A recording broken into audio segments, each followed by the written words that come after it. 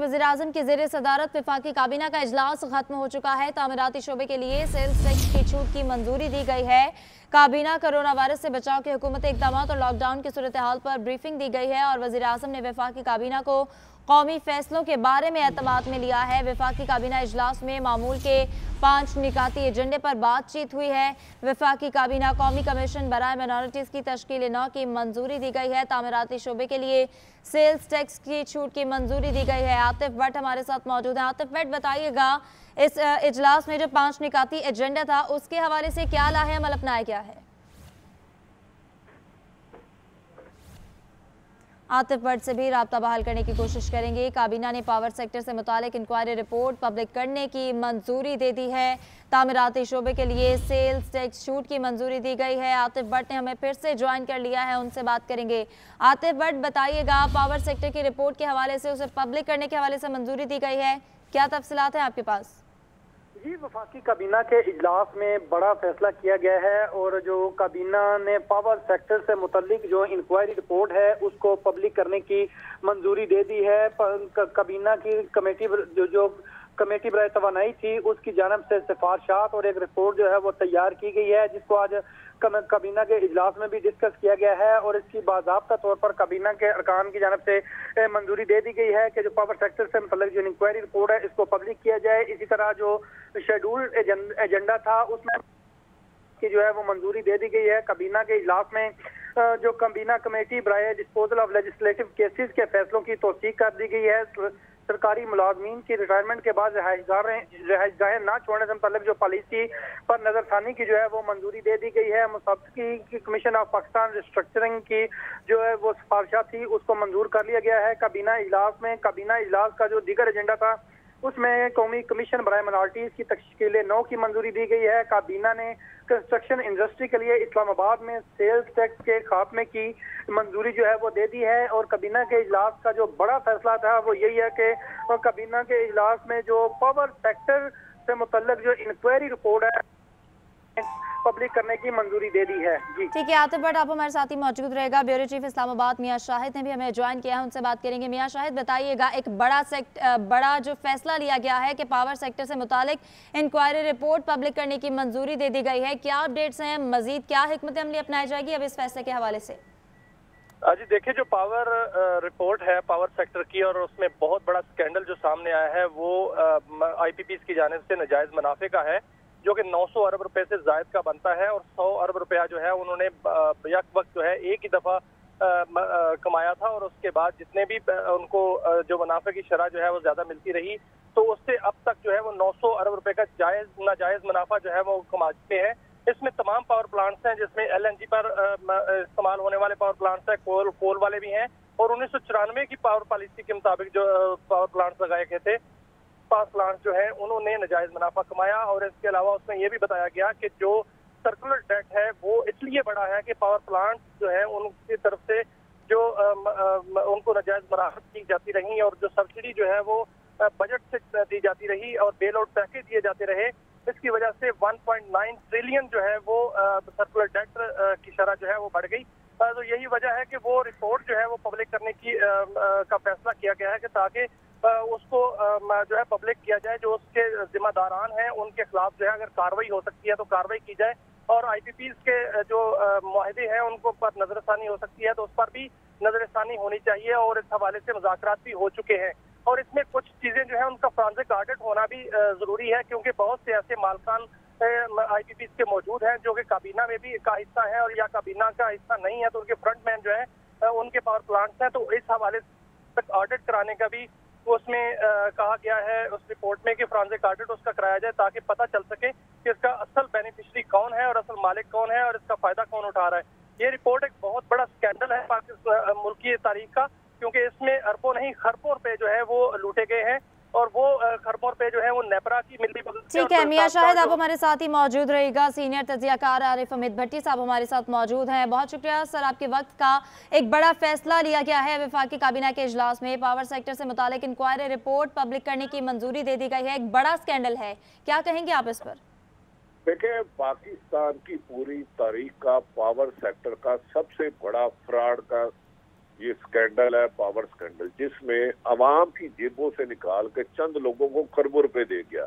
हमारी इतला के मुताबिक वजीर आजम पाकिस्तान इमरान खान साहब ने ये बहुत बड़ा छक्का लगा दिया है। बहुत ज्यादा उन पर दबाव था, क्योंकि उनकी कबीना में रजाक, दाऊद, नदीम, बाबर 4-5 लोग ऐसे थे कि जिनके पावर हाउस अपने थे, जो इन अरबों खरबों रुपए के प्रेशर थे। कल रात उनको बहुत ज्यादा दबाव डाला गया कि सर इस इंक्वायरी को ऊपर ना करे, और इसको वरना कल ओपन हो गई तो इस पे नैब भी कार्रवाई कर सकता है, ना ही फॉरेंसिक कमीशन बनाया जाए। हमारी इतलात के मुताबिक रात वजीर आजम पाकिस्तान इमरान खान साहब ने कह दिया था ये रिपोर्ट जो है पब्लिक की मानत है, मैं आवाम तक लेके जाऊंगा। उन्हें ये भी कहा गया कि इस आपके स्टेप से आपकी हुकूमत को खतरा हो सकता है, क्योंकि पावर सेक्टर ना सिर्फ हुकूमत बल्कि अपोजिशन में भी लोग मियां मंशा जैसे लोग हैं। तो जिस पर उन्होंने कहा कि हुकूमत जाती है जाए, कोई कंप्रोमाइज नहीं, इसको ना सिर्फ पब्लिक होगी बल्कि कमीशन बनाया जाएगा, फॉरेंसिक कमीशन, और जिम्मेदारों को सजा दी जाएगी। और ये पैसा मैंने पाकिस्तान में अवाम के खजाने में वापस लाना है। और ये फैसला मेरा ख्याल है वज़ीर आज़म का 1.5 साल में सबसे बड़ा अहम तरीन फैसला है कि इतने बड़े माफिया को हाथ डालना जो पावर सेक्टर में मुल्क के खरबों रुपए लेके जाते थे अवाम के। ठीक है, आरिफ भट्टी साहब आप हमारे साथ ही मौजूद रहेगा। सीनियर तज्जियाकार सईद काजी साहब भी, उन्होंने भी हमें ज्वाइन किया, उनसे बात करेंगे। सईद काजी साहब, एक बड़ा स्कैंडल है और जैसे कि अभी भट्टी साहब कह रहे थे कि वज़ीर आज़म की जानिब से ये भी बड़ा फैसला लिया गया है, एक प्रेशर था, क्या कहेंगे इस पर? रिपोर्ट पब्लिक करने की मंजूरी दी गई है इजलास में। देखें, ये इमरान खान ने जो आज फैसला किया है और जो काम किया है, इसका नतीजा क्या निकलता है ये तो हम देखेंगे, मगर उन्होंने अपने ताई एक तारीख खास काम, पहली दफा मैं उनके करियर में देख रहा हूँ कि जो बुनियादी तौर पर पाकिस्तान की मैशत को बर्बाद करने की जो बुनियादी एक रीजन थी, एक्सपोर्ट खत्म करने की, आपकी इंडस्ट्री तबाह हुई इस वजह से, और ये 92 से जो जरदारी ने मुआहदे किए थे, और उसके बाद जो शहबाज शरीफ ने सुप्रीम हाई कोर्ट में आके कहा कि जी हम नहीं बता सकते क्योंकि ये पैसे हमारे थे और आपने चाइना की कंपनी के साथ मुआहदा किया और आप हमें बता नहीं सकते कि मुआहदा क्या हुआ है।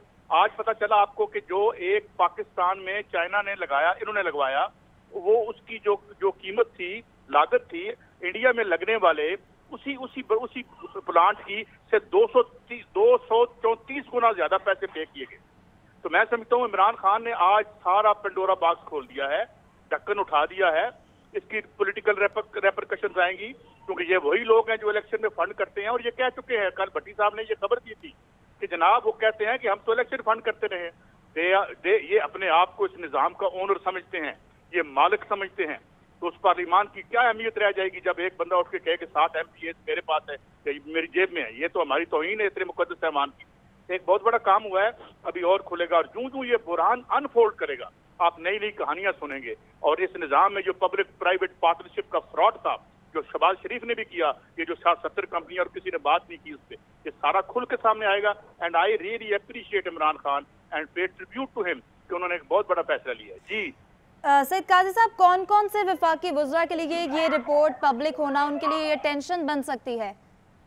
देखिए जी, जो कॉमर्स के वजीर हैं उनके लिए हो सकती है, उसके अलावा जिन जिन लोगों के बहुत सारे। ठीक है, भट्टी साहब से भी बात करते हैं इस हवाले से। भट्टी साहब बताइएगा कि पीपल्स पार्टी की हुकूमत के इसमें क्या रोल हो सकता है? उनके दौर में IPPs जो है वो वापस आए थे, तो उस हवाले से क्या उनका क्या किरदार हो सकता है इसमें?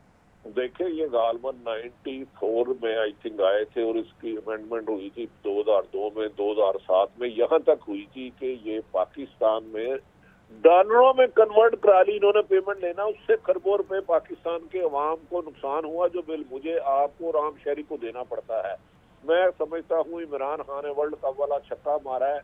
इनके ऊपर मेरी इतलात के मुताबिक बेपनाह प्रेशर था, पीपल्स पार्टी का भी था, नून लीग का भी था, और खुद उनके नदीम बाबर हैं, रजाक दाऊद हैं, असद उमर के करीबी अजीम हैं, खुसरो मुख्तार की भी इस किस्म का कोई अरबों रुपए की इन्वेस्टमेंट है। इस काम का इमरान खान ने अपने जो 1.5 साल में कमी थी, मेरा ख्याल है ये करके मुल्क की एक बहुत बड़े ऐसे लोग माफिया को हाथ डाला। अगर ये पैसा वापस आता है तो पाकिस्तान में बिजली शायद 12-13 रुपए पर यूनिट हो जाए। अगर ये इन्वेस्टिगेशन होती है और ये केस नैब टैकल कर लेता है और इन लोगों को कानून की गिरफ्त में ले आता है, तो वजीर आजम का ये बहुत इतना बड़ा फैसला, ये उनका मेरा ख्याल है मौजूदा पिछली 5-6 हुकूमतों में सबसे बड़ा अहम फैसला है।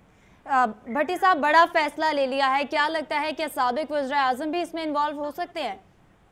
देखिए, साबिक वजीर आजम एक हैं, उनके करीबी दोस्त हैं, बहुत बड़े बिजनेस हैं जिनका पावर सेक्टर में बहुत ज्यादा नाम है, वो उनके जिम्मेदार जराये के मुताबिक एडवाइजर भी हैं। अब जैसे जैसे ये तहकीकात का दायरा वसी किया जाएगा, मेरा ख्याल है कि आज किसी वक्त भी इसका फॉरेंसिक कमीशन का ऑर्डर कर दिया जाएगा और इस पे इतलात के मुताबिक नैब ने भी काम शुरू कर दिया है। तो अगर ये शुरू से किया जाता है तो एक वजीर आज़म पर्सनली मैं जानता हूँ जिनके पार्टनर के पावर हाउस और सबसे ज्यादा पैसा उन्होंने इससे पावर सेक्टर से कमाया है। तो ये की जा रही है कि अब ये क्रॉस बोर्ड एहतसाब चलेगा तो बड़े बड़े लोग जो अपने आप को कहते थे हम अनटचेबल हैं, हमें कोई पकड़ नहीं सकता, वो बहुत जल्द कानून की गिरफ्त में होंगे। ठीक है सर, एक रिपोर्ट पब्लिक करने की मंजूरी दे दी है और एक इंक्वायरी रिपोर्ट की जो फॉरेंसिक है वो भी 25 अप्रैल को सामने आना है। वज़ीर आज़म पे भी काफ़ी प्रेशर था और उनके इस फैसले की जो है वो अप्रिशिएट किया जा रहा था। बहुत शुक्रिया आरिफ हमीद भट्टी साहब, सईद काजी साहब हमारे साथ मौजूद थे, आपके वक्त का शुक्रिया।